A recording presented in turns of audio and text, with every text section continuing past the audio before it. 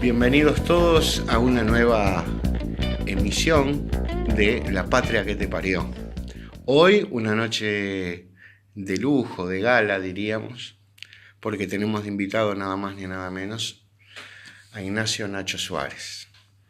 Que, para definirlo con una sola estrofa, lamentablemente no tengo la voz de Citarrosa ni la voy a cantar, pero escribió por allá por los 70, porque estás vivo y al sur, entre los muertos y el mar, y canta tu corazón cuando quisiera llorar. Bienvenido, Nacho. Muchas gracias a los dos por la invitación. Gracias por la continuidad de una charla que comenzamos hace mucho tiempo y que seguiremos y que tendremos que mantenerla durante mucho tiempo más. ¿Cómo no? Este es el reencuentro. Alguien decía que se escribe siempre un solo poema, que los escritores escriben una misma novela con otros títulos, con diferentes títulos. Yo creo que esta charla ya la iniciamos hace muchos años y esta charla vamos a tener lamentablemente que seguirla manteniendo nosotros o quienes nos venzan con honor para seguir combatiendo, peleando, creando focos de resistencia como este, donde uno entra, como se los cuento a los amigos que están en la audiencia, uno entra y siente que está penetrando en un ámbito con alma, donde los objetos tienen alma y donde quizá habría que tener los lentes de Citarrosa en una canción, en un poema que yo le hice y que ahora la musicalizó Cacho Lavandera, que la va a cantar, la va a grabar en próximos días, donde dice, llegas con tus lentes, los de mirar de adentro el alma de las cosas. Mirá, amén. Y me parece que cuando uno entra a esta casa, a este recinto, tiene que ponerse los lentes de mirar de adentro el alma de las cosas, porque todas las cosas que no rodean tienen alma. Bueno, muchas gracias. Inclusive hay una aparición de la Virgen allá, que apareció en la casa de Augusto Brasley. Esto será la Virgen fotografiada el 8 de diciembre de 2012. 5 minutos estuvo en una cortina. ¿Está en Montevideo? ¿Es una fotografía? Es una fotografía. Augusto la fotografía. Augusto Brasley. Bueno, el tema que lo diga Álvaro, ¿no?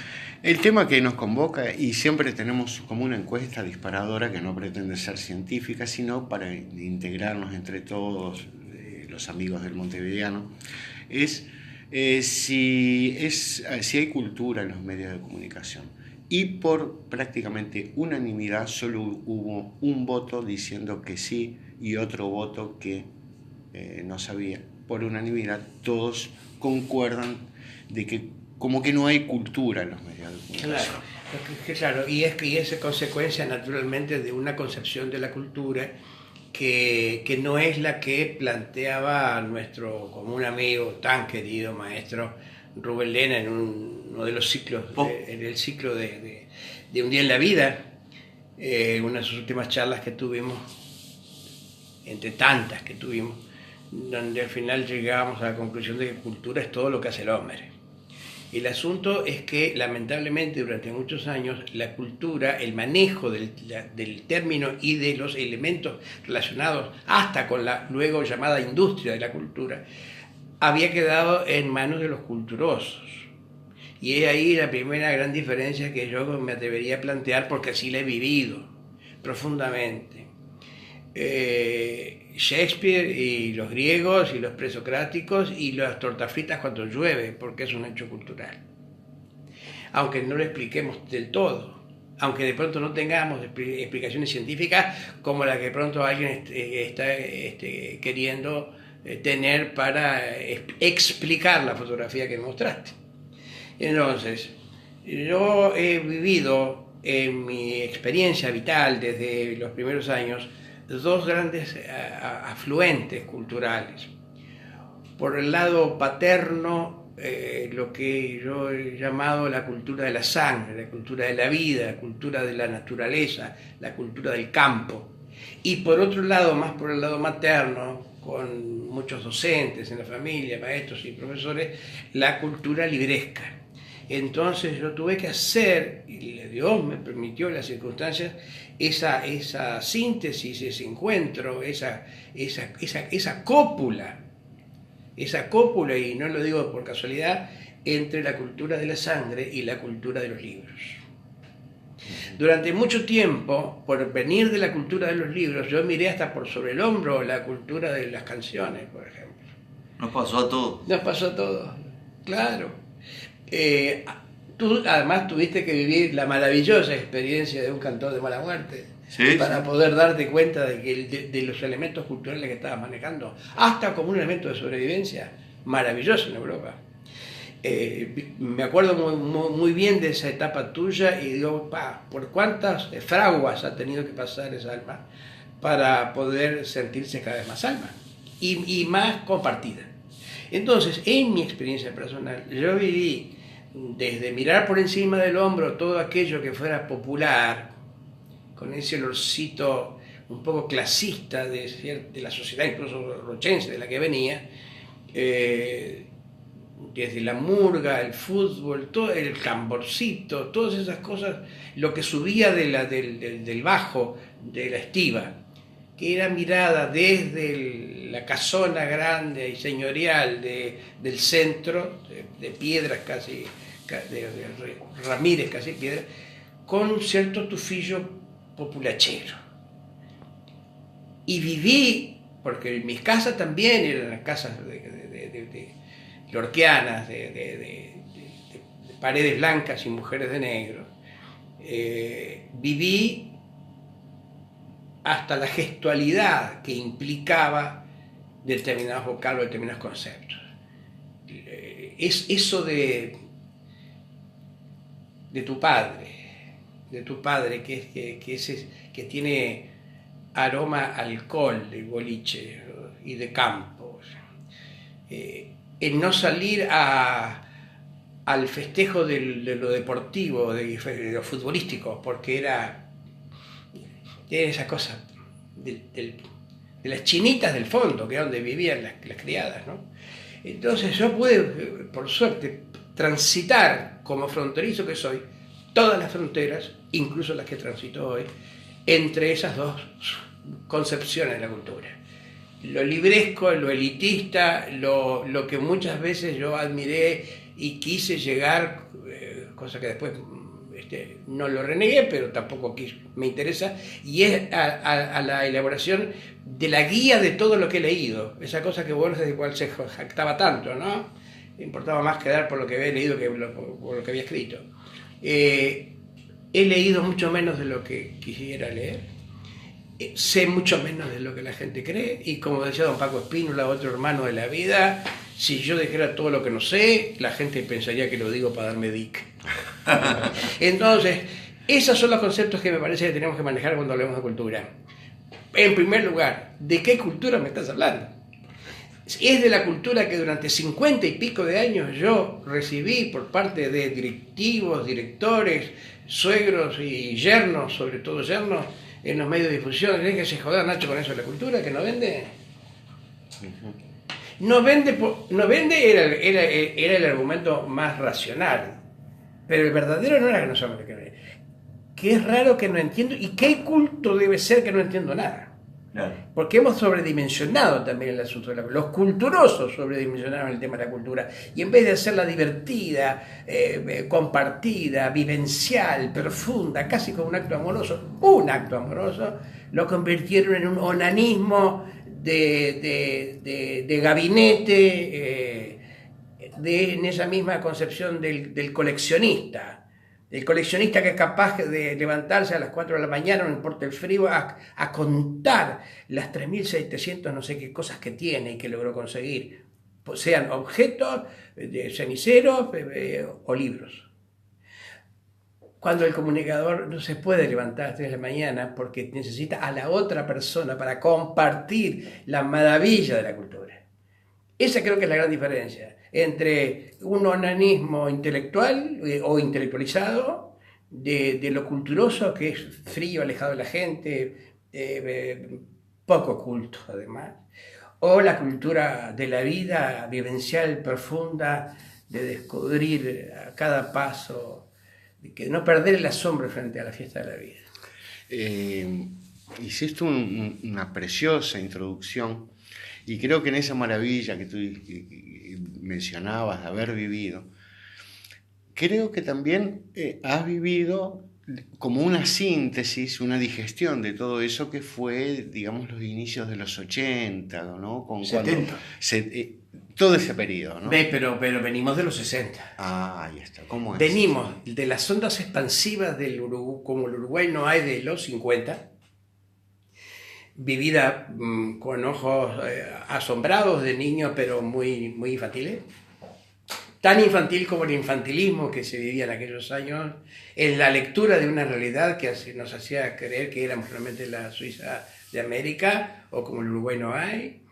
En el mundo que ya estaba presente en nuestra cultura, que venía de la cinematografía fundamentalmente, y de unas estrategias fantásticas que elaboraba los Estados Unidos, y que entre otras cosas, por ejemplo, se llamaban las selecciones de Reader o la revista Life, y entonces íbamos recibiendo mensajes de lo que acontecía en ese supuesto polo magnético del mundo, ¿no? U ombligo del mundo, era Estados Unidos, y que además se reforzaban a través de la cinematografía, tanto así que nos obligaban a fumar Lucky Strike porque lo fumaba Humphrey Bogart, casi nada. Y entonces, bueno, nos comprábamos cuando podíamos, si podíamos, no te digo un smoking blanco, pero un saquito clarito que nos hacía creer que éramos el Ricky del Ricky's de Copacabana, de Casablanca.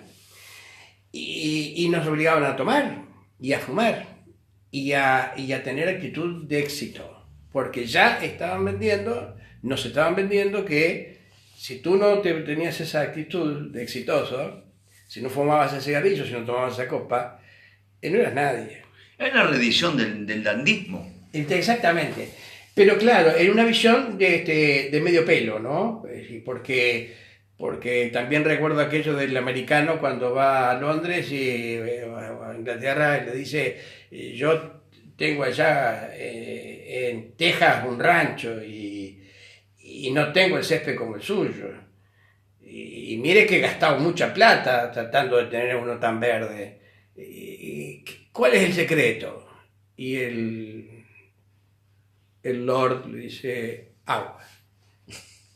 Y no, como agua, tiene que tener algo más. 700 años de agua. Entonces, nosotros ni siquiera recibíamos el mensaje verdadero, por más espantoso que fuera, de los que inventaron la pelota que fueron los ingleses, el mango para pelota, sino que recibíamos la copia pasada por el también norteamericano, donde por supuesto en esa época no podíamos discernir la diferencia que había entre, por horrible que fuera lo original, y la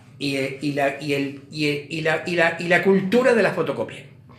Y eso fue lo que nosotros como país creo que compramos, carísimo, la posibilidad de fotocopiar.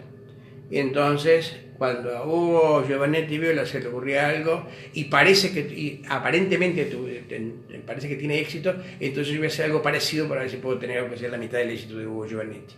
Y si es posible, el doble de éxito, porque él y no yo. Entonces aprendimos a través de esas falsas concepciones culturales, aquello de que si no tenías ese shampoo, yo soy niño de captar a través de la radiotelefonía, y además aparecí en el cine. Ahora aparecí en una foto del cine de mi pueblo, lo que era ya estar en Hollywood, y yo sabía ya desde niño la supuesta verdad que suponía para el espectador de la ceremonia del cine, del ritual de la cinematografía, de las luces que se bajan, de los cortinados rojos que se abren, que lo que estaba ahí era verdad. Y entonces por eso en uno de los poemas digo, y si la felicidad existirá al final de las rieles que nos iban a llevar lejos de allí, porque la felicidad que nosotros recibíamos desde esos elementos de comunicación ya presentes en el manejo social, nos hacía mirar por sobre los hombros, como decíamos hoy, las cosas que supuestamente, que por ser nuestras no valían tanto. Bueno, entonces yo quisiera marcar un punto de inflexión. Yo personalmente te empecé a escuchar nombrar cuando Alfredo Zitarrosa grabó los 3 temas en aquel memorable disco en la época de los discos con canciones de que Tacuara en voz, pero también grabó lo que vos compusiste con Yamandú Palacio. Sí, porque era una antología que le había hecho en Buenos Aires.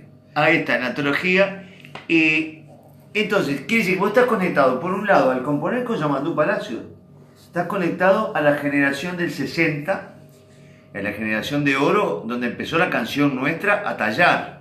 Y un disco de Alfredo se vendía tanto como uno de los Beatles, de repente. Sí, yo marcaría un hecho que por supuesto no tienes por qué conocer, pero que para mí fue muy importante, que a eso de los 12, 13 años, año 58, ocupamos el Liceo de Rocha por la ley orgánica de la universidad. Claro.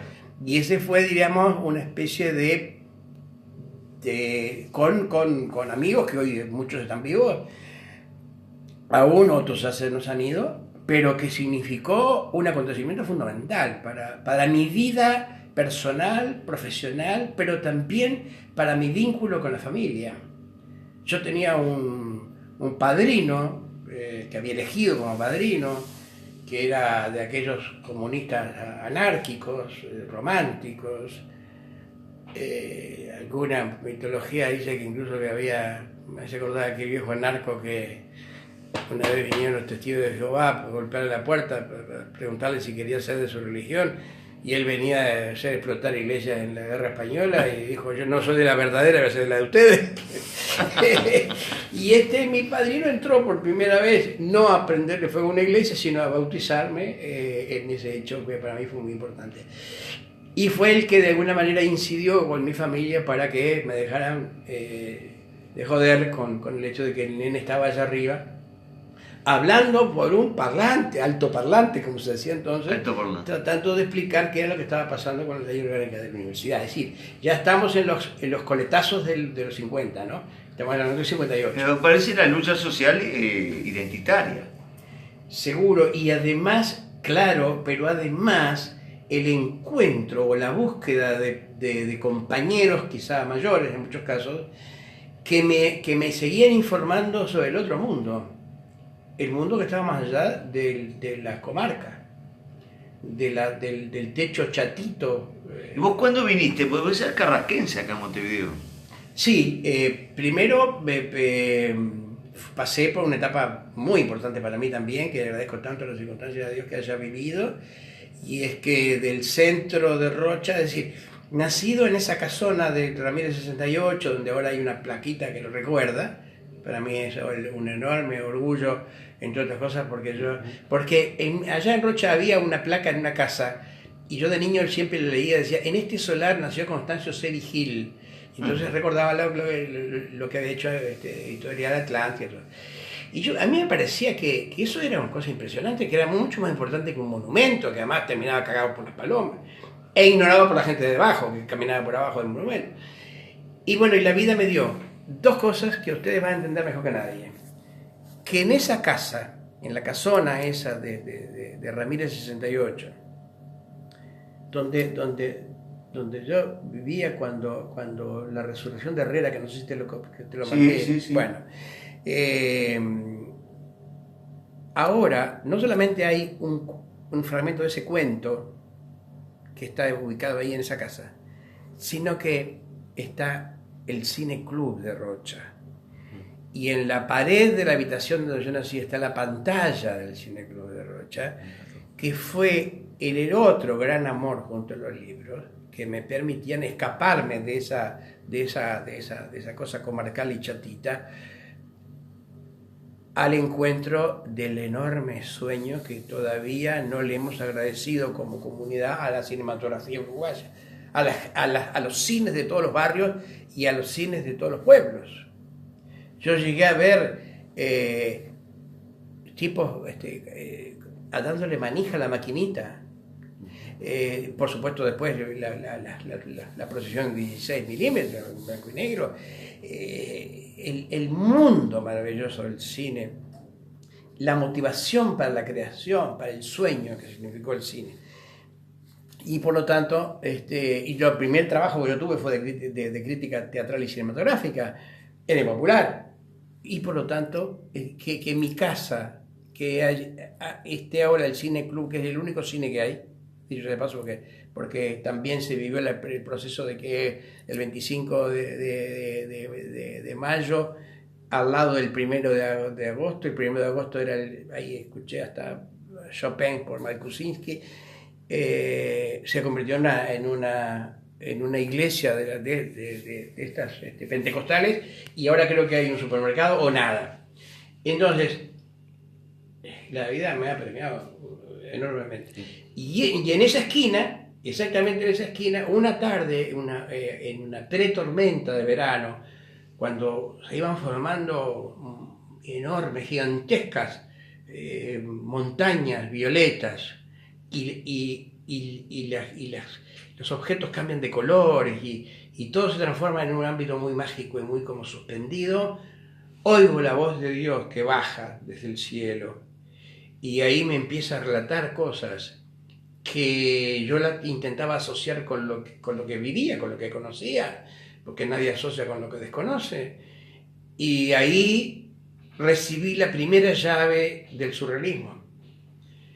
Después me explicaron que a la vuelta de mi casa había un baluarte ballista y que por los altoparlantes estaban pasando música y lo que yo había oído en realidad era el último organito cantado por Edmundo Rivero. Ah, bueno. Y me explicaron todo eso y yo lo entendí y agradecí muchísimo la explicación. Pero yo sigo creyendo que esa voz que yo escuché que bajaba del cielo... Bueno, yo te voy a hacer una anotación. Yo te estaba por comparar nada menos que con Homero Mansi, que es el autor de esa letra. Sí, claro. Que Homero Mansi, que murió muy joven, a los 41 me parece, decía, yo no quiero ser un hombre de letras, sino escribir letras para los hombres. Es maravilloso. Y lo logró. Pero es mucho, para mí del siglo XX es uno de los más grandes poetas de la Argentina. Claro. Y entonces ahí también aparece cosas maravillosas que la vida me ha dado, como por ejemplo formar parte, estar en la Van Premier, en el Cine Plaza, en el Cine Plaza, sí, hace ya tantos años, de la película Juan Moreira, ir con Leonardo Fabio, su director, con la gente y con un amigo muy querido, el Negro Suárez, con el que yo trabajaba en Radio de Plata, en Buenos Aires, y que me presentaran a las figuras que yo veía, de verdad, que yo veía en el cine de Rocha. Claro. Y entonces he podido pasar muchas fronteras, sin dejar de ser un fronterizo, y por lo tanto, acá viene, junto con Homero Mansi, otro personaje que para mí ha sido fundamental, porque esa paz comarcal, las ciudades del interior son muy parecidas realmente por la fineza poética y filosófica de Julio César Castro, de Joseca, al boliche Resorte. No pasa nada hasta que de pronto algo que viene del exterior provoca un cambio, sí. Y ahí él rescataba las reacciones de los parroquianos, ¿no? De Rosadito Verdoso, de la Dubija, de todo lo demás. A mí me pasó eso con el cine. ¿Por qué? Porque habían tres cosas que conmovían esa paz comarcal. Chatita, jodida en el sentido de que es la filosofía del visillo, yo bicho pero que no me vean, los intersticios de los postigos, antiguos postigos, y entonces todas las señoras sabían a qué hora había venido la de enfrente, ¿no? Por esas cosas que yo después lo viví me impactó mucho en los balcones peruanos. Digo, esto viene de la vieja herencia española, de la falsedad, claro, sí. de lo doble moral y todas esas cosas, ¿no? ¿Qué hacía a las 3 de la mañana la señora mirando por la ventana para saber que había llegado la vecina a las 3 de la mañana? En fin, ¿qué cosas conmovían a esa comunidad? Conmovían la llegada de la Vuelta Ciclista. la llegada de los circos y la llegada de los gitanos. Entonces ahí tenés, con la Vuelta Ciclista, la posibilidad maravillosa, después de compartir con los mismos tipos que yo escuchaba por la radio, siendo amigos y colegas en la Vuelta Ciclista, que como Sueño del Pibe también hizo durante algunos años para la televisión, haciendo la nota de hoy o la otra cara de la vuelta. Era una nota por día, todo el resto para seguirme asombrando con la vida. Y entonces, desde la curandera del pueblo hasta los caminantes maravillosos que encontré y que vivían debajo del carro, por ejemplo, del carro que él mismo tiraba. Entonces ahí tenés los gitanos y Lorca, los circos y Fellini, y la Vuelta Ciclista con la maravilla de lo que estamos haciendo ahora, que es poniéndole alitas a nuestras voces para que lleguen, vaya uno a saber a dónde y a quién, y que esas personas incorporen estas voces a sus propios vuelos interiores, que es lo que también hice a través de la radiotelefonía. Por lo tanto, ¿y cuánto te revuelve adentro la marchita de la Vuelta Ciclista? Muchísimo.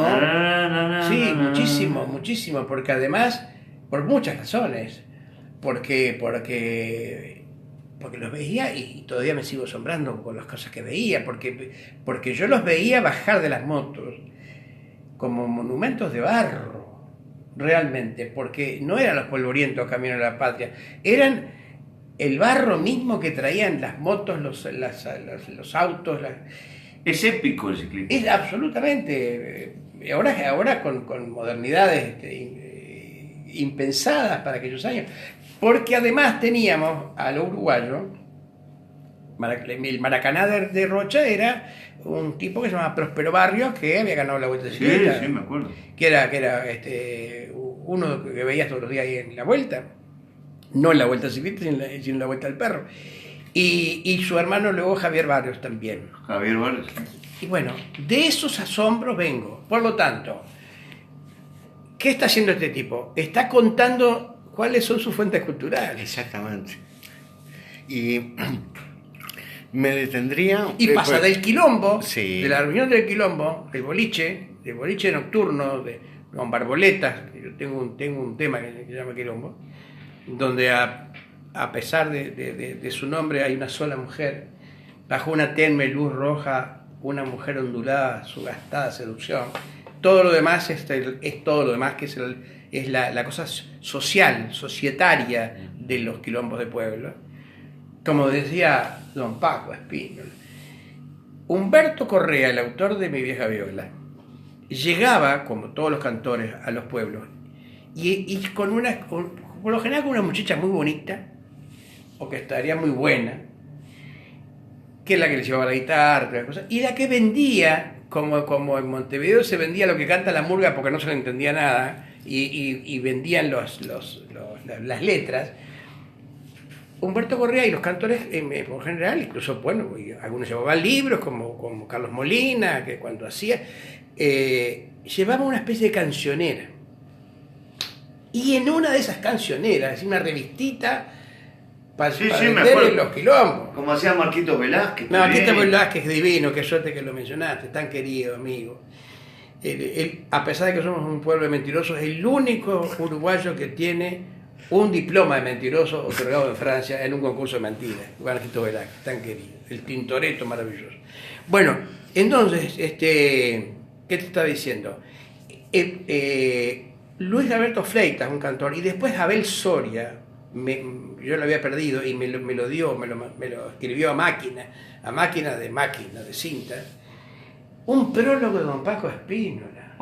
Y entre otras cosas dice don Paco: cuando Humberto Correa viene a San José, yo no lo iba a ver, dice.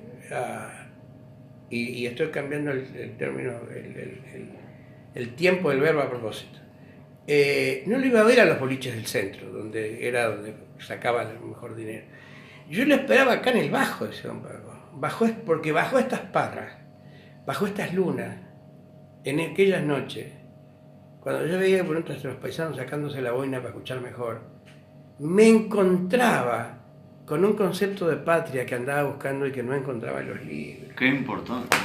Entonces, si no le damos pelota a don Paco Espínola diciéndote que debajo de unas parras de un quilombo de San José podés encontrarte con un concepto de patria que no está en los libros, es porque la cultura no debe estar solamente en los libros. Digo yo. Correcto. ¿No? Y tú hiciste una descripción maravillosa porque, por un lado, hablaste de esa infancia que tenías, la influencia, si se quiere, totalmente europea, aristocrática de los libros. Por otro lado, la cultura de esa del boliche, del encuentro, de la pulpería, el alcohol. Luego hablaste del cine. Y hablaste también el relacionamiento de ese núcleo, tú en tu casa, cuando creces, la influencia que decías de los gitanos, o sea, el relacionamiento con el pueblo, cómo interactúa ese pueblo, hacía esa técnica, por decir, de Juseca, ¿no? Sí, sí. Ahora, Siempre hubo una ventana, porque ¿qué pasa? De la misma manera como hay una... Yo lo llegué a hablar, no sé si en charlas anteriores... Yo llegué a hablar sobre el tema hay una psicología de miope, mi hijo lo tiene, y lo tenía Borges en su momento, no sé si ustedes, que gastan gafas, y hay una psicología de las enfermedades, digamos, y hay una psicología de asmáticos. Yo tenía una enfermedad que se llamaba Falso-Krupp, o que se llama Falso-Krupp, que no es un asma, pero se parece mucho. Entonces, lo llegué a hablar con Benedetti, que era asmático, y con el Che Guevara, un tal Ernesto Guevara, allá en un encuentro que tuvimos casual o no casual en Cuba. Y yo le decía, hablaba de eso, porque mi casa tenía una ventana allá en el San Miguel. Estoy hablando desde de recién nacido hasta los 6 años. Que daba hacia el carretero, como decíamos nosotros, hacia la carretera, es decir, queda en el mismo pueblo de San Miguel, donde nació Manolo Lima también, el Matungo, y nos enteramos acá en un boliche que éramos de ahí el mismo lugar, frente a la escuela donde trabajaba mi madre, y mis padres hicieron ahí una casa ahí, y tenía una ventana por la cual yo veía la vida. Y ahí tengo varios poemas que hablan de eso, de lo que yo veía pasar por ahí, de los cargueros, de los contrabandistas, en fronteras imprecisas entre lo malo y lo bueno.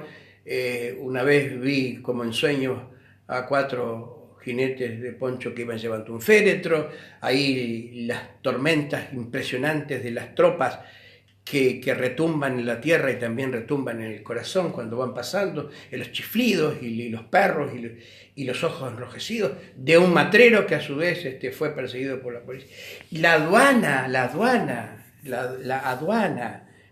cuando venías de Rocha a San Miguel y tenías que pasar por el Chuy y subías hacia donde está el Fortín de San Miguel, que enfrente está el Parador San Miguel, y ahí estaban los tipos armados a guerra con cascos y subían, y el miedo de la noche de las aduanas. Por eso es que yo también está en mi calidad de fronterizo los miedos a las aduanas. La revisación, el tener... Yo digo en un poema ahí que yo tengo que pasar fronterizo como siempre, tengo que pasar por la aduana y tengo un bolsillo, un poema escondido en mi bolsillo, en el bolsillo roto de mi alma. El miedo al frío, el miedo a la noche, porque las noches eran inmensas en esas infancias. Y como si fuera poco, no solamente la noche inmensa del campo, donde uno aprende, entre otras cosas, que la noche sale de la tierra y no como creemos en las ciudades que baja el cielo.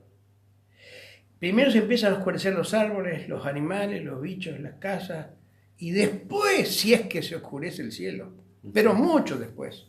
Entonces ese proceso te va creando una sensación del alma que muchos ciudadanos, muchos citadinos, confunden con la tristeza en los atardeceres de campo. Como si fuera poco, además tenía la otra cosa inmensa, que es el mar, la mar, como decimos allá. La mar, que te ahogaba en esa inmensidad y que además te permitía, a diferencia de pronto, por eso con la mayor de las humildades, yo cada vez que yo venía de alguna de esas cosas importantes que la vida me ha permitido vivir, como Machu Picchu o como esas cosas gigantescas que tú no las entendés, pero sabes que estás parado arriba de una montaña de verdades o sobre una enorme verdad que todavía no ha tenido explicación científica.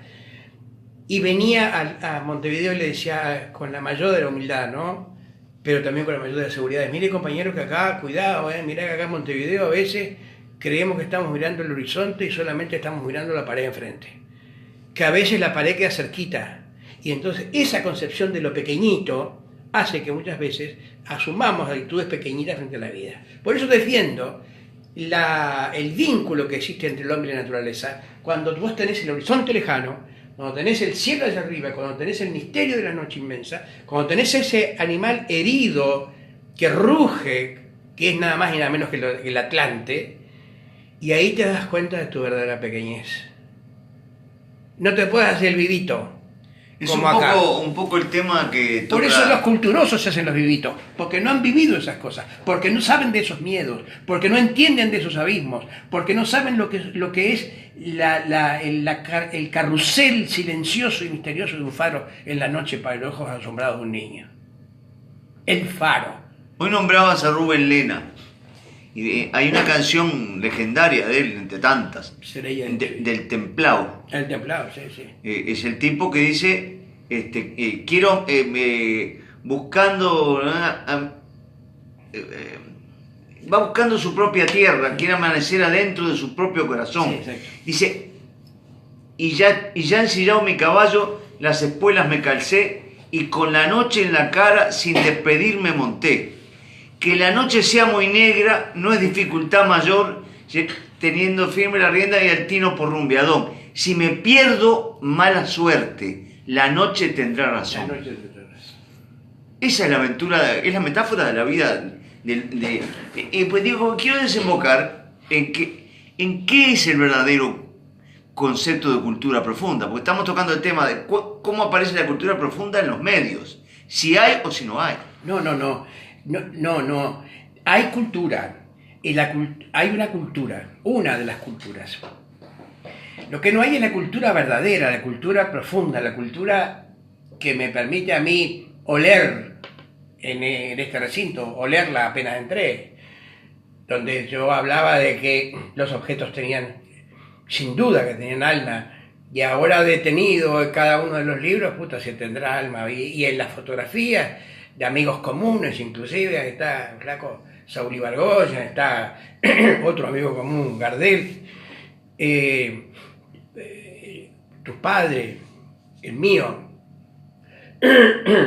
están todas las cosas de las que venimos, porque nuestros muertos están detrás de como vos decías, ¿no? Ahí existe una hermandad vallejiana. Sí, total, absolutamente. Que son la hermandad. Ese verso que nombraste, el bolsillo roto de mi alma, es un verso que pertenece a la hermandad vallejiana.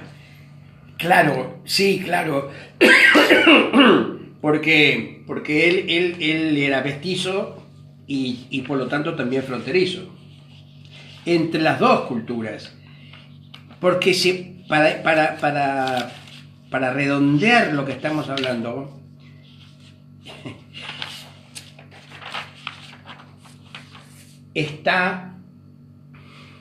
hablé de lo último que yo me hablaba mirándolo ahora a Moure, era el miedo, ¿no?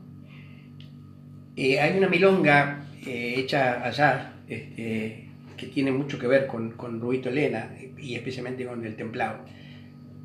Eso le dediqué es una milonga, está dedicada al Bocha Benavides porque era una milonga en su estilo, el estilo de sus milongas, mejor dicho, donde habla justamente de eso, de la inmensidad del niño frente a la noche del campo.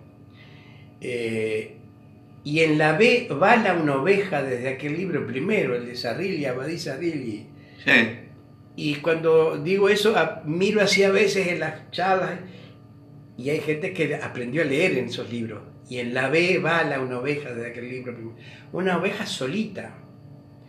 Porque ahí acá viene también aquello de que no existen los hechos, lo que existen son las interpretaciones. Entonces, en la medida en que alguien ha sentido la inmensidad impresionante de una noche abierta en el medio del campo, después no te puedes ser vivo con las sombras, entre otras cosas, porque venir de las sombras mismamente, ¿Sí? como dirían los payadores. Estoy viendo el interruptor de la luz. A mí no me hablen de monstruos porque yo vi uno. A mí me avanzaba en una siesta un monstruo muy parecido a la de las últimas tecnologías de las películas, con recursos técnicos que iban como desprendiéndose pedazos de su propio cuerpo y avanzaba yo tuve que pasar, y estábamos allá en San Miguel, de manera que me habrán dado un tiro como máximo.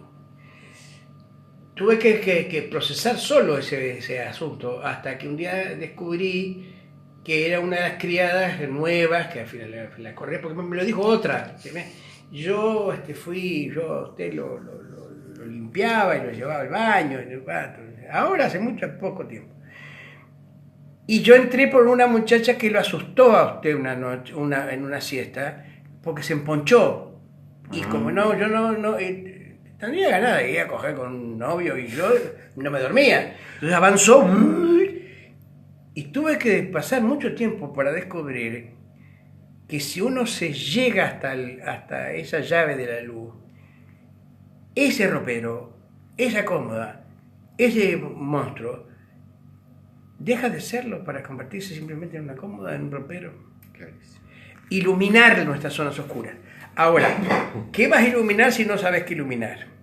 Por eso es que yo no le tengo bronca a los culturosos, le tengo una enorme pena, porque nos han querido meter, y le han querido meter a mucha gente, y alguna gente que compró caro ese producto, que hay que ser muy obstruso, muy ilegible, muy oscuro, muy hermético, para demostrar la inteligencia que tenés. Y entonces, bueno, ahí está la mosca que zumba, que pasa y que viene y que se mete dentro de mi orificio anal. ¿Y dónde está la poesía? No la encuentro.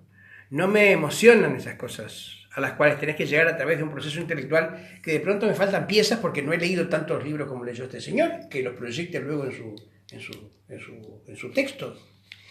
Yo viajo al interior, ¿por qué? Porque está permanentemente a mi interior, porque está permanentemente, porque todos hemos dicho muchas veces, yo lo digo muchas veces por la radio y por la tele, lo llego a decir, que era algo que no entendían los tipos que me decían, pero déjese joder con lo que está hablando. Todos somos compatriotas, no importa dónde hayamos nacido, porque todos venimos de la patria común de nuestra infancia. Anda un poquito más para atrás, no, más para atrás. No te quedes con el jean, con el Levi's que te mandaste comprar, no, más para atrás. Hoy viajo por la infancia del hijo de mi hijo, por la de mi hijo, por mi propia infancia, y por la luz del sueño los abrigo del frío del dinero o la falta del dinero en el invierno del mundo. Y con la luz de las tibiezas, para que no vean llover los grises del sur en las tardecitas detrás de las ventanas de San Miguel, de Rocha, de Montevideo, y la sonrisa azul del mono o del pollo ronco ilumine las noches de fiebre y vaos, de falta de aire, de las noches que giran y giran y giran los caballos locos. Eso es muy Lena. Hermoso poema. Es muy Lena, en el sentido de que... Sí, pero vos sos más barroco que Lena. Es posible, pero lástima. Pero anda al niño que se esconde avergonzado por las cosas espantosas que está haciendo de grande. Descubrilo. No tengas miedo de enfrentarte con él. Conozco gente que entra en la casa y prende el televisor y prende la radio. Y prende la licuadora que hace ruido también. Porque no pueden soportar su propia soledad. No pueden soportar al niño o la niña que están atrás, escondidos de las cosas espantosas que están haciendo los adultos. Yo soñé alguna vez ser grande, pero nunca pude ser adulto. No pude ser grande tampoco, por suerte. Y entonces me siguen asombrando las cosas como cuando niño. Creo que la esencia de la cultura está en el asombro. Y en la búsqueda, si no de una explicación, porque ahí sí entraríamos en la etapa más racional, más... Perdón, ahí se mete el tema del misterio. Del misterio, el misterio. Esa es la palabra. Esa palabra. Vive el misterio. ¿Dónde está? Y donde lo encuentres, donde lo veas. Pero no pases por el lado de las cosas poco poéticas, porque muchos importantes poetas nos han enseñado que la poesía está en todos lados. Absolutamente en todos lados. El asunto es que de pronto llega alguien, un Hellman, que nos dice... Bueno, el libro de Bocanera sobre Hellman se llama Confiar en el misterio.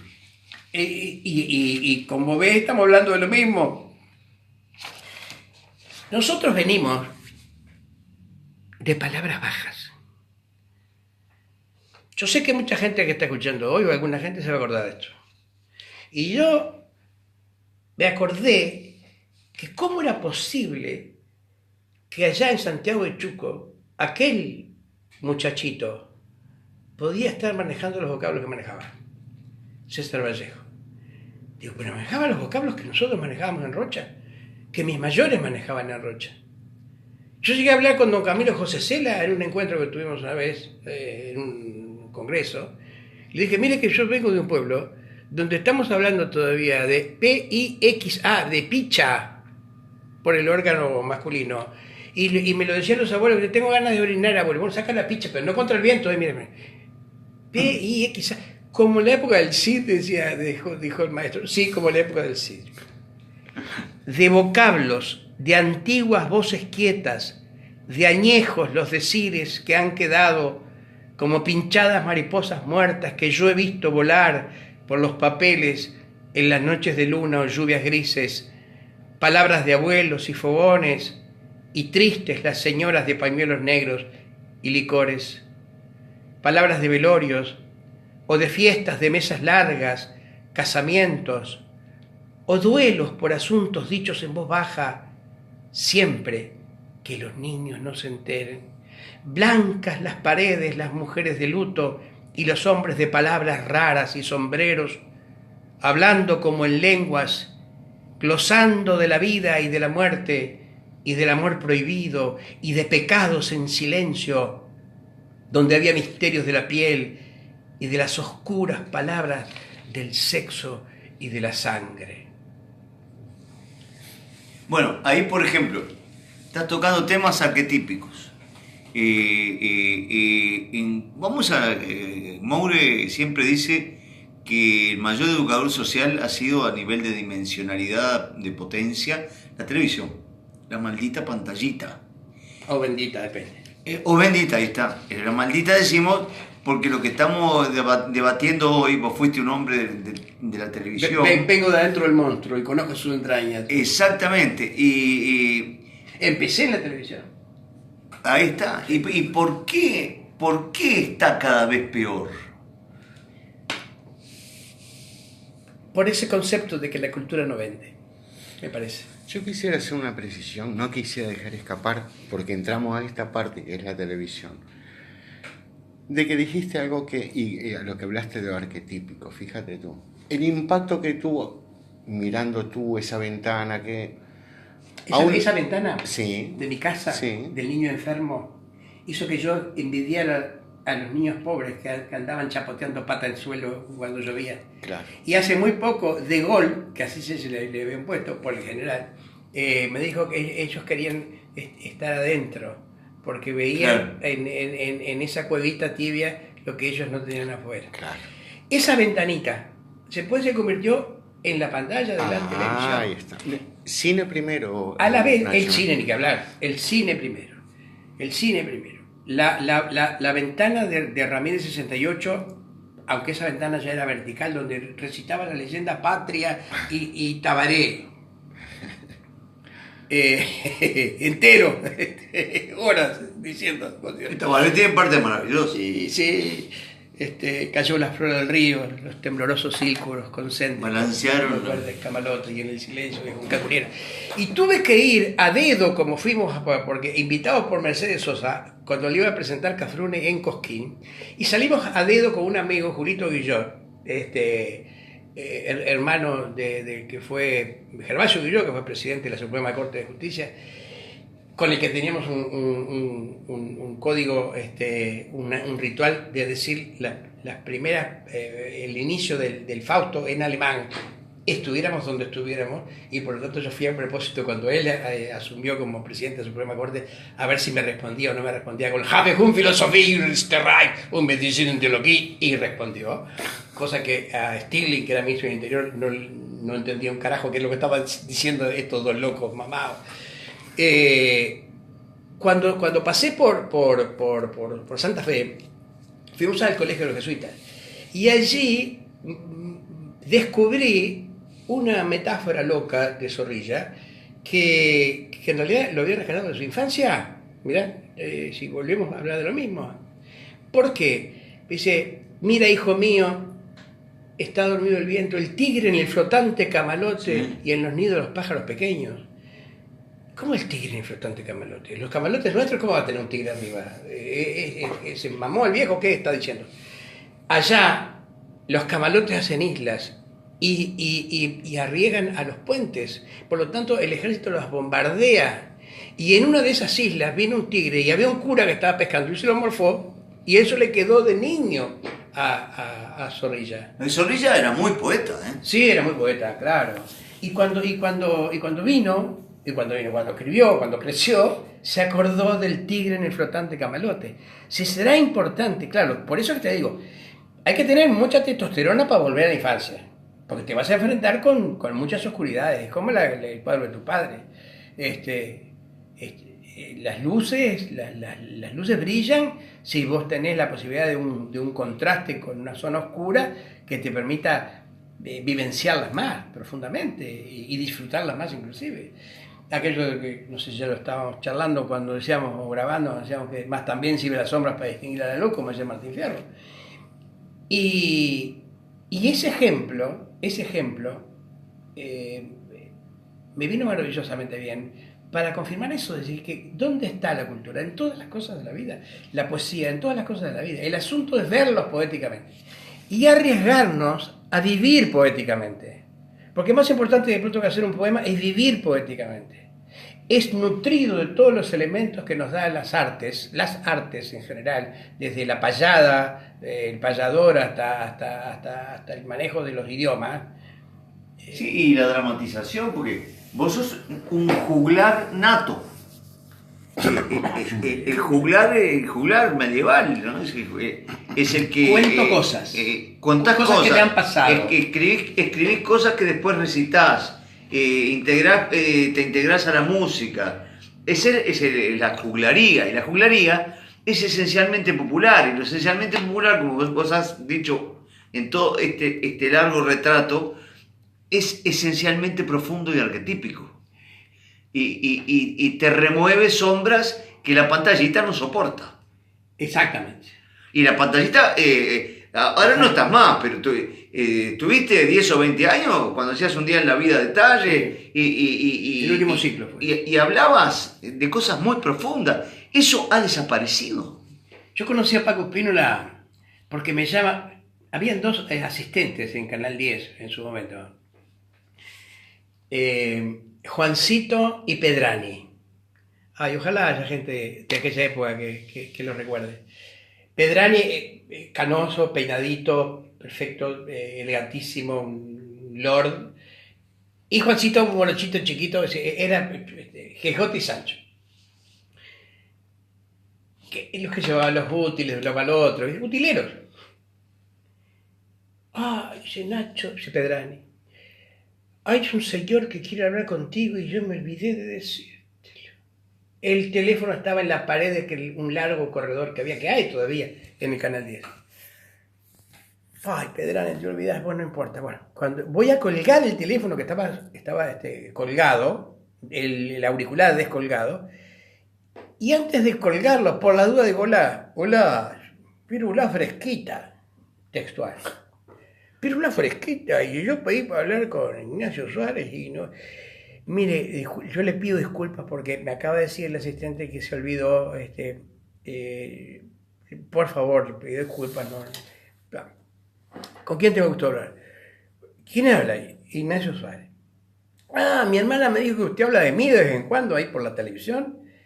Y no sé, posiblemente, ¿quién es usted? Yo soy Paco Espínola. Y nos quedamos a encontrar y nos encontramos. Y nos seguimos encontrando. Perdón. Y nos seguimos encontrando. Porque yo hablaba de Paco Espínola. Y porque recordaba sus cuentos. Qué lástima que la gente sea tan pobre. Paró la oreja Sosa al oír al desconocido exclamar, qué lástima que... Como aquella luna había puesto todo como día allá del medio del paso, lo vio Rodríguez hecho estatua entre los sauces. Y bueno, ese es el susto de la noche, cuando ve al diablo. Exactamente. Entonces, por favor, nosotros estamos ahora rodeados de una generación que yo le llamo de los huérfanos, porque no han tenido padres que les digan, mirá que por lo que eso que ahora hace que aparezca por todos lados y que ganes tan buen dinero, se hizo hace 70 años atrás o 60 años atrás y mejor, porque hay muchos que todavía creen que la historia empezó con ellos. Nosotros, ¿qué veníamos? ¿Por qué importa que yo esté acá? Importa porque estoy vivo todavía y porque recuerdo las cosas que heredamos de los mayores que nos fueron pasando la posta y que nosotros tenemos la obligación de entregarlo por si hay algún gurí que está escuchando ahora esto. Como yo escuchaba la radio de noche y me imaginaba que algún día podía ser útil hablándole a alguien de la misma manera como ese alguien me estaba haciendo útil a mí, haciéndome soñar, haciéndome vibrar, haciéndome emocionar con las poesías, con la música, con los colores de la música, todas las cosas. Yo soy nada más que un eslabón en una cadena larguísima que viene de antes de la Cueva Altamira. Y no sé si no viene del espacio, del misterio. Y yo, ¿cómo no voy a estar obligado? Si yo tuve el privilegio, lo que pasa es que nosotros formamos parte de generaciones que nos daba mucha vergüenza no saber. Y sabíamos quiénes eran los tigres, cuáles a la mesa donde estaban los tigres de Bengala. Y la cuestión era no solamente llegar a esa mesa, sino quedarnos para seguir aprendiendo en esa mesa. Y hablar menos y escuchar más. Bueno, ahora yo voy a meter un punto de inflexión y voy a hacer un anuncio que va a ser histórico. Acá en el cuartel artiguista de la calle Lepanto, con mis hermanos Nacho Suárez y Álvaro Moure Crucé, le voy a informar a la audiencia que el 1 de septiembre de 2018, o sea, dentro de 2 o 3 meses, en el Salón Mario Benedetti de Agado, el montevideano va a estrenar una docuficción que se llama La Comparsita, un mito oriental, donde el protagonista está sentado al lado nuestro, es el Nacho Suárez, pues ya sos más que Ignacio Suárez. Va a ser Nacho Suárez contando la vida de Matos Rodríguez, luego de la aparición de tu libro, Yo fui Matos Rodríguez. Pero esta es la guerra que estamos dando. Vale decir, eso no lo hubiera producido ningún canal de los actuales. Lo estamos produciendo en Montevideo. No. Mira, cuando nosotros, hablando de Fóbal, cuando el campeonato del mundo de Sudáfrica, yo tuve la ocurrencia con un amigo de poner las Artigas, los muchachos peleando con la celeste allá y la gente abajo. Imaginé ellos, qué lindo sería eso, de decirle estamos acá y estamos intentando proyectar incluso a través de un deporte determinada concepción ética de la vida que hemos heredado de ti, jefe, viejo Artigas. Cualquier tipo de inconvenientes surrealistas. El mismo argumento que se utilizó para negarme la autorización a poner la pantalla ahí fue lo que después, pechando por todos lados, logré conseguir, y es por estar cerca de un símbolo patrio. Primero me lo negaron por estar demasiado cerca de un símbolo patrio y después lo aceptaron porque iba a estar precisamente debajo de un símbolo patrio. Y bajaban las productoras. Yo no estoy hablando en contra de las productoras, porque además hay profesiones más modernas, qué sé yo, donde tiene mucha formación aparentemente, y donde más por lo general les salen muy caros a los padres esa formación. Y Aparentemente tiene mucha formación. Y bajaban de los móviles, que primero nada me da pelota, y después cuando vieron que la cosa se armaba, pasaron cosas maravillosas que no es el momento para contarlo, pero yo digo, si la gente llega a llegar hasta Andes, yo estoy salvado. Pero si no llega a Andes, esto es un fracaso enorme, pero enorme. Y de pronto viene un cura con unos gurises de un colegio, y vienen para acá, yo no puedo creer. Y el cura venía directamente a mí, me miraba y venía, y estaba como sonriente, digo, pero me viene a saludar y agradecer, capaz, este encuentro maravilloso. No me un carajo, cuando pasó siguió de largo, no eran para ahí, iban para otro lado. Hasta que al final la gente empezó a llegar, y fueron muchas personas. Y después empezaron a venir los canales. ¿Pero qué fue de lo que estás hablando? De la transmisión de los partidos de Uruguay en el Campeonato de Sudáfrica. En pantalla gigante en la Plaza Independencia. Claro, porque entonces, ¿y ahí lo vinculabas al artiguismo? Y estaba bajo Artigas. Entonces vos sos tan delirante como yo, que digo que la base de la fuerza uruguaya es el artiguismo pero por de la selección uruguaya. Pero estoy totalmente de acuerdo. Bueno, eso no es lo arquetípico que está hablando. Y hoy vi como resultado de ese fruto, quizás en los titulares de los diarios a los que me suscribo, las escuelas van a parar para ver el partido. Sí. Y hoy, como pararon en la trayectoria del entierro de liberarse. Bien. Y salieron los gurises a la vereda. Y hoy recibíamos los videos de los niños, pero de 4 o 5 años hasta los de sexto, gritando por Uruguay porque recibieron valores. Esto que tú estás diciendo, que llega hasta Artigas. Claro, ahora viene mi explicación, mi respuesta a la pregunta de ustedes. Empezaron a caer los móviles de todos los canales. Sobre todo primero cayeron los corresponsales de exterior. Y después los criollos. Y bajaban algunas productoras vestidas de productoras, con todas esas cosas que hacen que el hábito supuestamente haga al monje. Con cosas maravillosas, telefonitos colgando acá, así de la orejita. Eduardo Galeano, que había dejado su exilio doméstico solo para estar un rato con nosotros ahí. El senador Saravia, que además venía con una cosa que estaba idéntico a Aparicio Saravia, yo le paso ese día. Es que eres igualito. Era muy parecido. Y gente, y ministros, y protagonistas de la cultura, de todas las ramas. Y entonces yo le decía a una chica que estaba mirando con ojos de estatua, sin ver nada. Y digo, mira, aquel tipo se llama Galeano y escribe, ahí podés charlar, él pone un cartel cerrado por fútbol, la casa, el Rosal. Pero vino acá, mira, está en la plaza. Está aquel Sarabia, no sé, ¿te acuerdas? Un tipo que hizo una revolución una vez. El otro, aquella matraca celeste de madera grande, que está, que hay un señor mayor que está, esa matraca fue hecha para esto. Sonó en el 24, en el 30 y sonó en el 50. Y ahora él, que es descendiente de aquellos que le hicieron, él la está haciendo sonar acá. Mira que tenés una nota preciosa ahí. Y yo veía, si le hacías un electro, daba una línea recta. Entonces, digo, y este señor que está acá arriba del caballo se llama Artigas. Por las dudas te digo, no le vayas a hacer una nota porque no te va a contestar. Y eran los que manejaban la televisión. Sí, el instrumento, herramienta fantástico que es la televisión. Nosotros en mi casa, allá en San Miguel, formaban, como teníamos a radio, como decían allá en Rocha, nosotros teníamos una radio y la gente venía a hacer platea para escuchar chicotazos. Benito Nardone, comentarista de los asuntos que después se integró en el año 58 con Herrera, e hizo ganar al Partido Nacional. En radio, y tenía 2 emisiones diarias. Muy bien, chicotazos.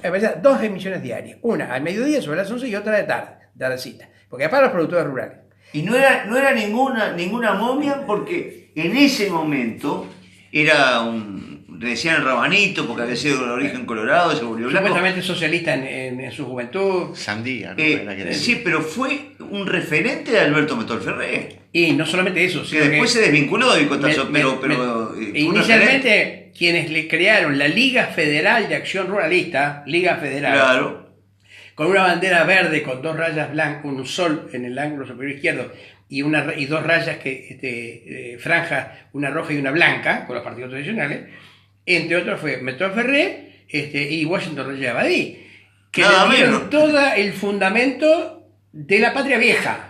Digo, eran el vínculo. Después se fueron, qué sé yo, lo que quieran. Y de la vuelta de Artigas. Pero lo que te quiero decir es una cosa. Y los cabildos abiertos, que fue lo que inventaron los cabildos abiertos, que yo lo vi, donde venían los paisanos de todos los pagos y era multitud. Y fue el primer tipo que le empezó a hablar a la gente del interior. Después otro querido amigo mío, y muy admirado, y con pinche de la vida, como fue Maneco Flores Mora, intentó salirle a la competencia con un programa que se llamaba Hora de Lucha Colorada, Sí. por Radio Ariel, pero no picaba porque ya había llegado, era segundo. Ya había ese tipo, Benito Nardón, el tal Chicotazo, había ganado la cualidad. El primer fenómeno mediático del Uruguay. El segundo fue José Germán Araujo en la Traina. El tercero intentó hacerlo y no pudo, el contaminante Márquez en la dictadura, a ver qué cagada decía, y andamos todos los periodistas detrás de él. Y el otro, que cuando yo pensé que nunca más iba a haber un fenómeno mediático, apareció más apoyado por la televisión que por la radio, que se llama Pepe Mujica. Después hablamos de eso si quieren. El asunto es que yo vi formar platea en mi casa para escuchar la radio. Después en Carrasco, platea para ver la televisión. seguro. Ahora, el mundo entra directamente a la cama del tipo, ni siquiera al dormitorio, a la cama. Antes armaban platea, uno venía con una torta, otro con una cosa, ¿viste? Y era casi, te digo, un fenómeno parecido al del cine, armar platea frente a la radio, como íbamos al cine, a convivir en el ritual de la cinematografía, de las salas que se apagan, hoy hablábamos de los telones rojos que se corren. Por lo tanto, ¿cuál es la diferencia? Que después en el medio de ese proceso apareció un elemento tecnológico fundamental que fue el que realmente le dio el triunfo al Partido Nacional a través de la presencia de Chicotazo cerca de Herrera, y es la aparición de la espica, del transistor. Sí. Y entonces al tener la radio móvil, el tipo podía tenerla en el caballo, en el tractor, en el camión, en las tareas rurales. Ya no necesitaba ir a casa de alguien que tuviera radio. A mí un edil colorado que era amigo de mi padre me decía, cuando estaba entusiasmado con los colorados, que había gauchos con la espica colgada escuchando Maneco. Y bueno, claro, también, por supuesto. Pero hay que reconocer que Maneco Le faltaba calle. le ganaba, era demasiado ciudadano, quizá, y demasiado culto. De la cultura de los libros, ¿no? Porque no podía, porque ¿qué sucede? ¿Por qué es tan parecido el fenómeno de Mujica? Yo he hecho muchas notas con Mujica. En ninguno de mis programas dijo DEA ni AIGA, ni ninguna de esas cosas que dice en algunas oportunidades, casi te diría como con un libreto. Y Nardón era igual. Hablaba de una manera que no era como hablaba fuera al micrófono, que no hablaba fuera del micrófono. Sí, es un personaje. Se había creado un personaje. Igual que Mujica. Mujica tiene alcance mundial ahora. Sí, claro, ahora tiene una casa mundial y es muy difícil que explicarle a los de afuera lo que ha sido Mujica es adentro. imposible, es imposible. Claro. Y bueno, tiene calzoncillos en Japón que venden calzoncillos con la cara de él. Yo no sé la parte de adelante o de atrás, pero venden. Entonces, lo que te quería decir es que si yo le tenía que explicar a esa productora que tenía la responsabilidad de la transmisión de ese fenómeno que se estaba dando con la transmisión de los partidos desde Sudáfrica, en la Plaza Independencia, debajo del prócer, y con la gente, con la familia entera, como fue, cuadras y cuadras y cuadras, y no sabía quiénes eran los que estaban ahí, y yo creo que tampoco sabía quién era el que estaba arriba del caballo, es muy difícil que esa herramienta maravillosa que es la televisión se pueda convertir en una herramienta a favor de la gente. ¿Por qué? Porque no solamente no hay cultura, sino que le tienen un temor impresionante a la cultura. Déjese de joder, Nacho, con ese asunto de la cultura. Lo oí desde mis primeros pasos en la televisión. Sí, porque vos eras cultura profunda. Claro, porque lo peor de todo es que sí transmiten cultura. Quizás la claro, la otra cultura. Cultura de mierda. La otra cultura. Consumir. Ahora, haciendo un poco de si no tenés síntesis. ese shampoo no sos nadie. Claro, Entonces yo ahí le empiezo a hablar del primo. Correcto. Ahí empiezo a hablar del primus.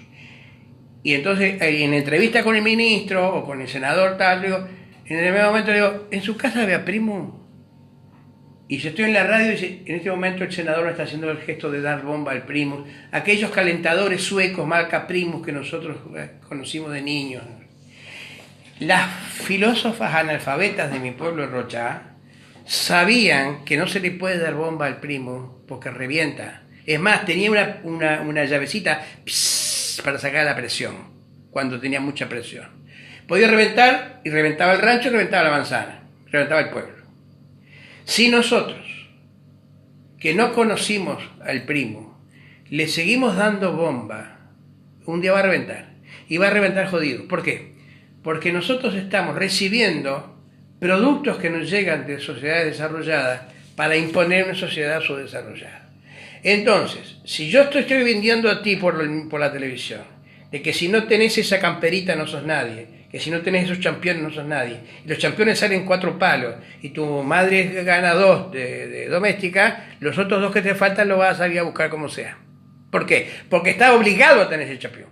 Porque le estamos creando, porque esto es un fenómeno que no es uruguayo, esto es un fenómeno mundial. Correcto. Yo estaba en Tucumán, me voy a Simoca, porque a pocos kilómetros de Simoca, como no iba a ir ahí, carretas cañeras cruzan la laguna, el grillo de la luna le da su cantar. Y cuando volví, descubrí que al lado de la terminal en San Miguel de Tucumán había un parque de atracciones, tipo el Parque Rodó 10 veces más grande, lleno de gurises. Por supuesto, los hijos y los nietos y los bisnietos de los pueblos originarios. Pómulos salientes, rayitas así, 2 rayitas en los ojos, crencha negra, pero todos, absolutamente todos, con campera que decían I love Connecticut, I love New York en el gorrito. Estaban vestidos exactamente igual que de los adolescentes que yo vi en Europa o que he visto en Montevideo. Que los chicanos. Exactamente. Entonces, me acuerdo de qué cosa, y esto me lo dieron los libros. Desde la mitad de la Plaza Independencia, que era donde llegaba la Ciudadela, se podía ver al ejército rojo inglés que había desembarcado en la playa posteriormente de los ingleses y que avanzaba hacia Montevideo en su formación militar. Y entonces le dio tiempo a preparar los aceites y las aguas calientes para tirarlas cuando querían subir por la muralla, hasta que bombardearon en un lugar, hicieron una brecha y se metieron por la calle Brecha. Frente a la casa de Metol Ferré y frente a la Torre de los Panoramas. Exactamente. Estamos hablando de asuntos que ya hemos hablado respecto a aquella Montevideo donde a escasos metros estaba Boulevard Sarandí y estaba Roberto de las Carreras y Julio Herrera. Y Lotremont vivió también en Ituzaingó. Y Lotremont, que por supuesto Ducas. los sobrevolaba a todos ellos. Entonces, si nosotros antes veíamos venir el enemigo desde lejos y nos preparábamos para enfrentarlo, y ahora no solamente queremos parecernos a ellos, sino que los admiramos, es porque ya la vieja guerra de enfrentar al imperio inglés no nos sirve. Sí, y Mujica tomó mate con Rockefeller. Sí, totalmente. Bueno, pero ahí viene la función que tú mencionabas muy bien. Esa vocación que mencionabas que sentís tú de transmitir lo que heredaste, lo que aprendiste. Sí, pero si usted no me hubiera invitado a esta radio, hoy difícilmente tuviera radio para hablar. Bueno, pero hicimos una película y ahí es lo otro que viene. Lo que tú contás de la comparsita es específicamente sobre Mato Rodríguez, lo que la gente quiere escuchar, que es esa memoria que se pierde, porque mirá que, por suerte, se le ha dado difusión este último año por el centenario. Pero Nacho, uno de las virtudes, la suerte de poder contar contigo es estas anécdotas tan necesarias que reconstruyen la memoria colectiva. Sí. Claro, es el papel del juglar. Porque yo creo que primero te lo negué, pero después empecé a pensar, y es el marcachifle, que venía los sirios libaneses. ¿Te acordás del séptimo sello, los juglares del séptimo sello? Claro. La película de Bergman. Claro. Los titiriteros hacían de todo. Él es un juglar. Y que yo lo aprendí, mira, yo estando en Río de Janeiro y hablando con un colega tuyo, se llama Glover Rocha. ¿Cómo no? Nada menos. Nada más y nada menos. ¿No? El tipo no podía creer las cosas que yo le contaba de los cangaceiros.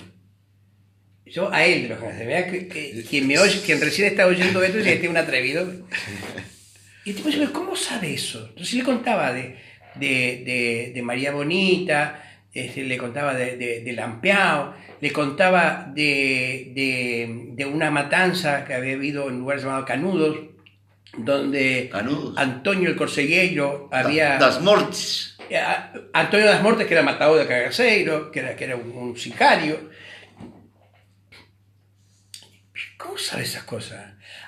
Por los fogones. ¿Y por qué fue? Por los fogones de campo de mi infancia. Porque los peones brasileros que entraban, que en algunos casos los que venían, para los taiperos que venían, nuestro saludo a José María Rondán Martínez y a Flaco Zeta Rosa que lo cantó. Los taiperos venían, la primera canción que yo hice se llamó Los Taiperos, y cuando escuché esta la rompí. Y el indio Rondán Martínez no podía creer, porque era una maravilla la canción que él había hecho. Y entonces los traían de contrabando. Y era una situación de carácter feudales, y les pagaban con chapas adentro de la... Tenía que consumir ahí, ese tipo quería consumir en otro lado, no lo dejaban. Y los que se escapaban,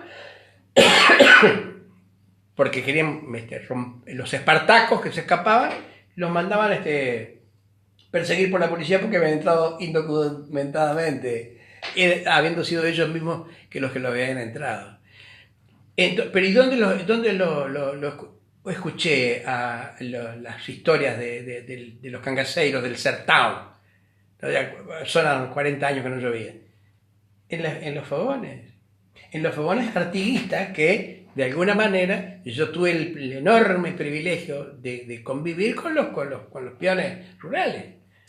Porque las noticias se iban de fogón en fogón. Eso es lo que Lezama Lima decía que era el barroco del sur, el barroco de la Pampa, que ponía como máximo monumento a Martín Fierro, que estaba en la oralidad. Claro. En la tradición oral, porque acá no hay selvas ni hay montañas. Claro. El barroco está en la orfebrería, y acá no tengo más remedio que nombrar a Manuel Espínola Gómez. Sí, claro. Que para mí es mi segundo, mi tercer padre. Que dicho sea de paso, se ha abierto un espacio de Espínola Gómez que se puede valorar la iniciativa, pero hay que decir que significa que no va a existir nunca el Museo Espínola Gómez, que soñó tanto, por lo cual yo lo vi llorar. Claro, sí, yo no sé si no fue un elemento también conspirante contra su muerte, porque él tenía una ilusión impresionante que no se le cumplió. No se le cumplió, y además hay nombre y apellido, ¿no?, respecto a eso. Pero como las cosas no se dan por casualidad, yo tengo en un libro que se llamó Casi Tango, Poemas Rotos, una referencia de Hugo Giovanetti a una cosa que aconteció, que pasó una vez en mi escuela, cuando yo era niño. Y Hugo dice que quien fue capaz de llorar por un pino caído en el patio de su escuela jamás podrá negarle una canción a Dios. Y este pequeño poemita se llama Escuela Ramírez, que te lo voy a dejar, que dice: por un rayo feroz, allá en mi infancia, el pino del patio de la escuela se moría. Por ese árbol caído de la escuela mía, yo no aprendí a hacer leña, aprendí a hacer poesía. Es precioso. La diferencia que existe está.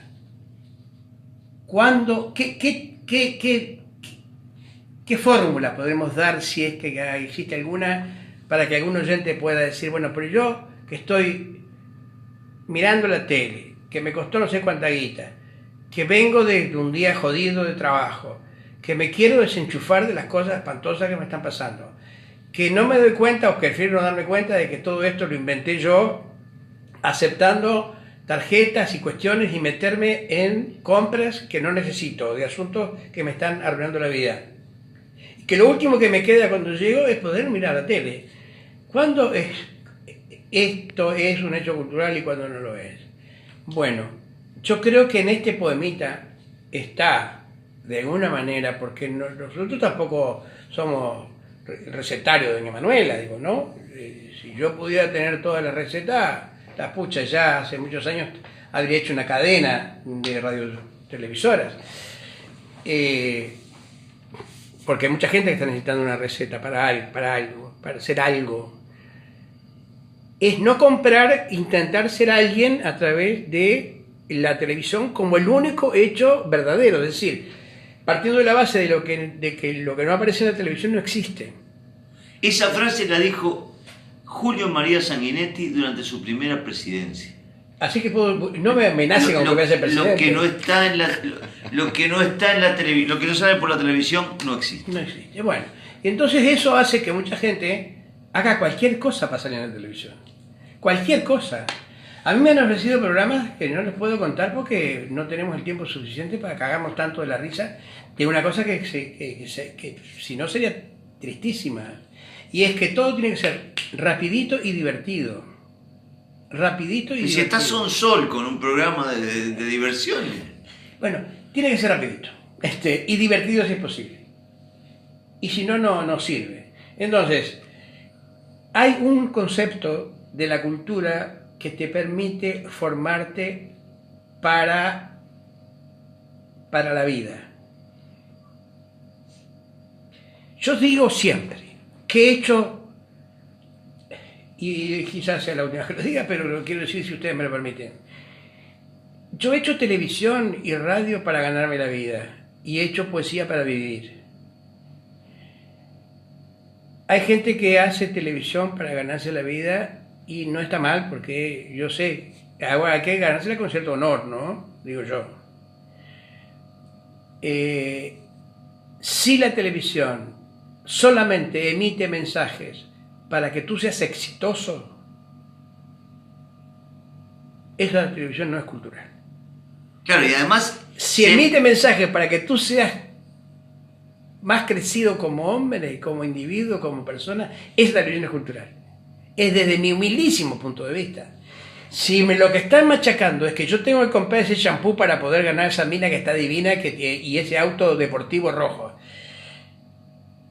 Si yo entro en el juego en el que no entró Rodríguez, ¿por qué importa la cultura? Porque la cultura hace que tú leas Rodríguez, el cuento de Paco Espínola, y te des cuenta que el paisanito que no le da pelota al diablo. Que no le da pelota al diablo. Ahora, si tú te dejás seducir por el diablo, estás deseando que venga el diablo para que te seduzca, porque es la única manera que tú crees que podés ganarte esa mina o ese auto. En ese caso sos un infeliz. Y además, no solamente sos un infeliz, sino sos un coautor de tu propia infelicidad.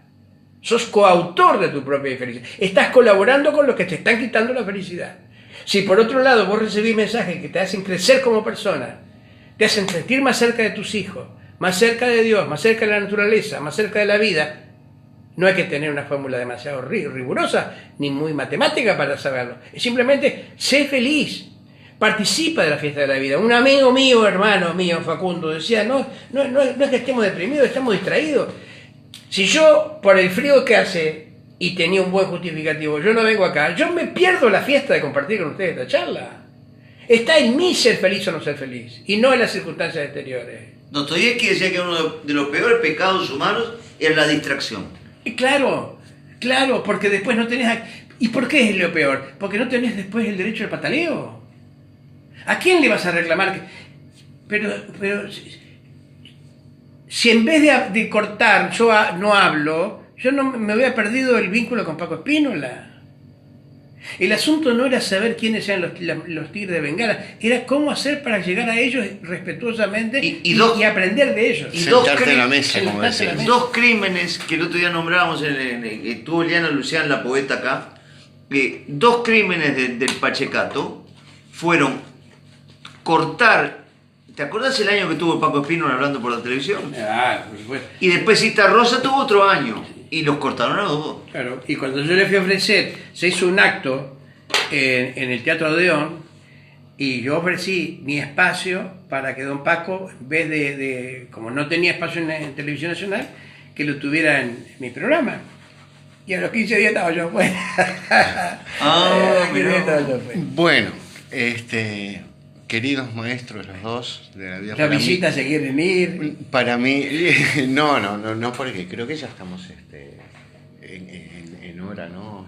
Sí, yo creo que he hablado demasiado. Y que podríamos seguir. Te pido disculpas. No, al contrario, es de un valor tan grande. También es un maestro. Estamos tirando las flores Divino, y si no lo hacemos nosotros. No, digo que anuncies un poco detalles de la película y del acto de lanzamiento. Sí, lo mejor es esto que estamos compartiendo y que se nos extiende porque queremos y seguiríamos hablando y no tenemos ningún problema porque por suerte somos los dueños de nuestro propio espacio, lo que nos da la libertad de intentar hacer cultura, Nacho. Bueno, que también tiene su precio, ¿no? La otro día estábamos en una reunión, y sí, es un juego, bueno, estamos en una reunión y estábamos enfrente con Cristina Morán. Y en determinado momento alguien dice que unos eran libres, otros no eran libres. Nosotros nos miramos con Cristina y dijimos, nosotros hemos intentado serlo. Yo dije, yo no soy de Cristina, y todo tiene su precio. Por lo general, el precio de la libertad es la soledad. Uh-huh. Pero la soledad no es la desolación.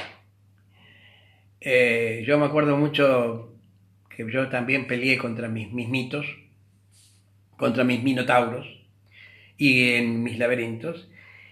Y recuerdo mucho aquello de ¿con quién va a pasar las Navidades?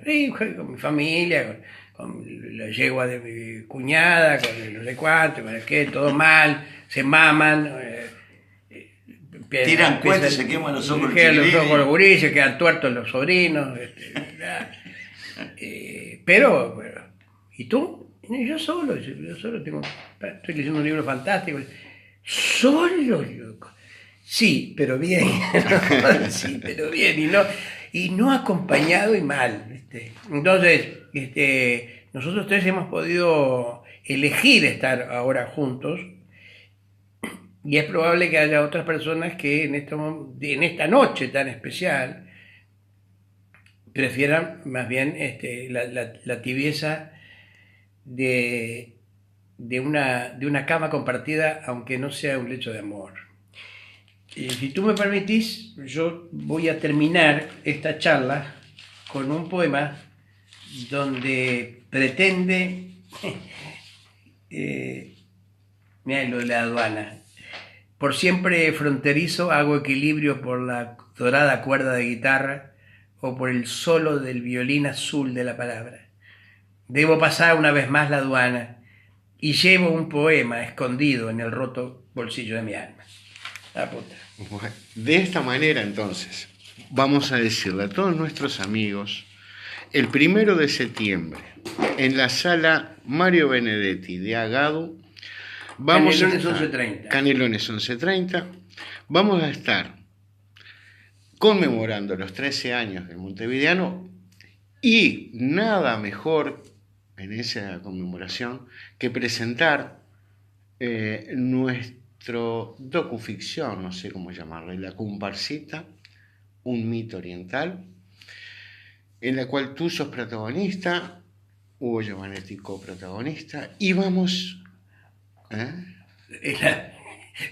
La versión sureña de Busco mi destino. Y sin moto. Bueno, de esta manera, invitarlos a todos, porque creo que estas son las cosas, y así lo dice la gente que nos ha estado escuchando, acompañando, han mandado mensajes de una película que te han visto. Ahora es maravilloso. Muchas gracias. Estás hecho Mick Jagger.